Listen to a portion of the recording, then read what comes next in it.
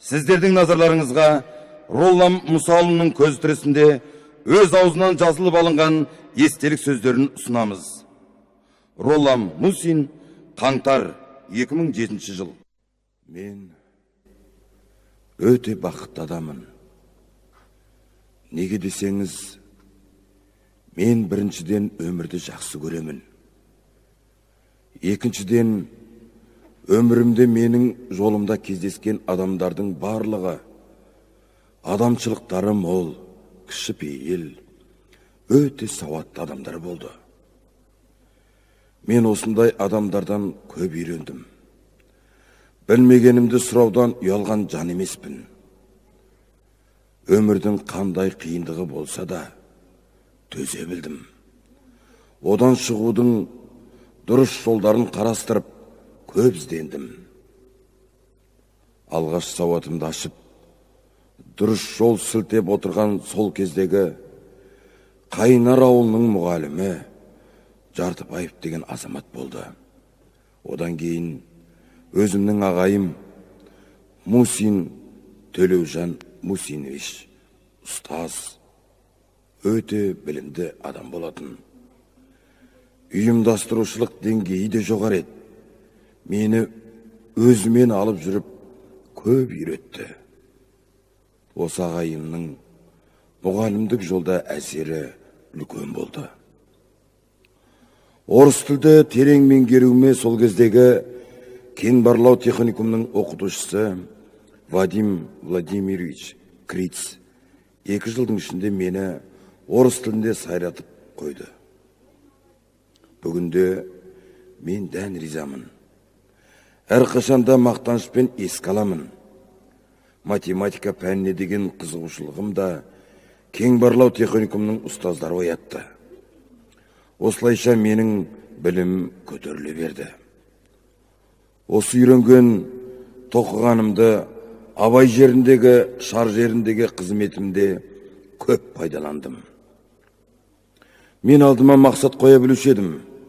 Ал сол мақсатқа жету үшін жар құлағым жастыққа тимей қызмет істейтімін. Ал уақытпен есептесу дегеніңіз менде мүлдем жоқ. Осындай істерім жөнінде сол кезде Казахстанская правда газетінде үлкен мақала берілді. Мен қайда жүрсем де бала тәрбиелеу, оны оқыту, ол жақсы оқу үшін жақсы мектеп салу, мұғалімдерге жағдай туғызумен айналыстым. Абыралы ауданында, Жарма ауданында жаңа типті мектеп салғаным үшін маған құрмет белгісін, орден. Семей қаржы экономикалық техникумын салғаным үшін 2-ші рет құрмет белгісі орден кеудеме қадады. Өзім үйретіп жүріп, басқаны да үйретіп жүретін менің күнделікті әдетім еді. Сол кезде Октябрь мектебінде Мағжан Бүйімбаев деген оқушым болған. Сол оқушым кейіннен қалалық білім басқармасында меңгеруші қызметіне дейін көтерілді.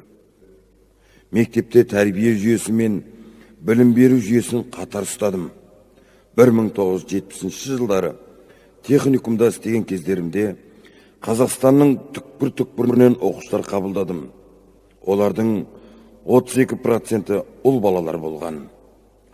Сол оқушылардан білімді, білікті қаржы мамандарын даярлауды Қаржы министрлігі маған қатты тапсырды. Сол кезде қаржы саласы қаржы мамандарына өте зәру болатын. Аз уақыт ішінде өте білімді мамандарды даярлау үшін темірдей қатал тәртіп керектігін мен жақсы білдім. Сонымен қатар, мен сол кезде тамаша, білімді әріптестермен жұмыс жасадым.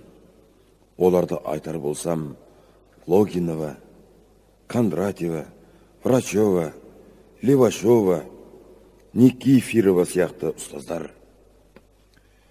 Менің тағы бір айта кетейін дегенім, осы 8 қабатты техникум ғимаратын салу үшін мен Москваға одақтық қаржы министрлігіне Гарбузов мырзаның қабылдауында болып, ғимаратты салуға қаржы сұрауға бардым. Сол кезде Одақтық қаржы министрлігінің құрамында 38 техникум болды. Сол кезде Қазақ СССР-ның қаржы министрі Байсейітов Ырымбек Смағұлы еді. Ырымбек Смағұлы маған техникум салу, қаржы мәселесін шешу тапсырған болатын. Мен мәселені шешіп, одақтық бюджеттен 3 миллион сом ақша бөлінді. Осы жерде айтайын дегенім, Ырымбек Смағұлының дарындылығы, ол салынатын техникумды 2 қабатты ескі техникумға қосып салу жобасы. Сонда оған 1 миллион 400 мың сом кетеді.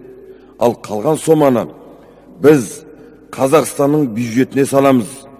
Осылайша сіз ай сайын Москваға есеппен бара бермейсіз. Қалған қаржыны керегіңізге жұмсай бересіз деген еді. Міне, нағыз білімділік деп осыны айтыңыз. Техникумнан өзім тәрбиелеп, түлетіп ұшырған, қазірге дейін сол колледжде қызмет етіп жүрген саналы оқушыларым өте көп. Олар Сәрсенбаева, Нұржанова, Омарбекова, Кенжеханова, ал көптеген түлектерім қазір егеменді еліміздің экономика, қаржы саласын гүлдендіруге қажырлы еңбек етіп, қаржы саласын басқарып жүр. Оларды да атап айтып кеткім келеді. Тоқсейітов, Қанатов, Бергенова, Нұғыманова, Алпысбаева. Сөзімнің соңында мен келешек ұрпаққа зор сеніммен қарайтындығымды айтқым келеді. Себебі қазіргі ұрпақ өте бақытты. Олардың қазір тамақтары тоқ, уайымдары жоқ. Барлығы автоматты түрде жүзеге асырылады. Қайда білім алам десе, қалаулары өздерінде. Өмірге қажетті дүниенің барлығы қолдарында.